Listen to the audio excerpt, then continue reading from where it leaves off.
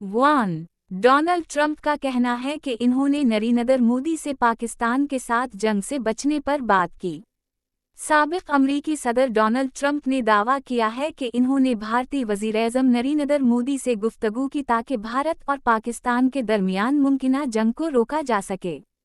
अहमियत: ये बयान जनूबी एशिया में बढ़ती हुई कशीदगी के पस मंज़र में आया है और इससे ज़ाहिर होता है कि आलमी रहनुमा खित्ते के अमन के लिए फ़िक्रमंद हैं। मज़ीद पढ़ें। 2. शाहीन आफरीदी पाकिस्तान के नए वनडे कप्तान मुकर्रर।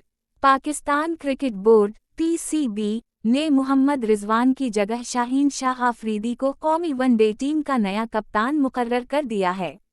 अहमियत: टीम की कारकर्दगी में बेहतरी के लिए ये तब्दीली की गई है और ये फैसला आइंदा बैन अल-अक़वामी सीरीज़ से कबल टीम को नया हौसला देने के लिए किया गया है।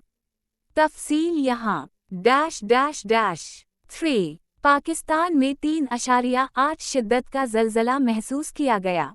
नेशनल सेंटर फॉर सेज़मोलॉजी के मुताबिक पाकिस्तान के मुख्तलिफ इलाकों में 3.8 शिद्दत का ज़लज़ला रिकॉर्ड किया गया। इससे कबल आज ही 4.6 शिद्दत का झटका भी महसूस किया गया था।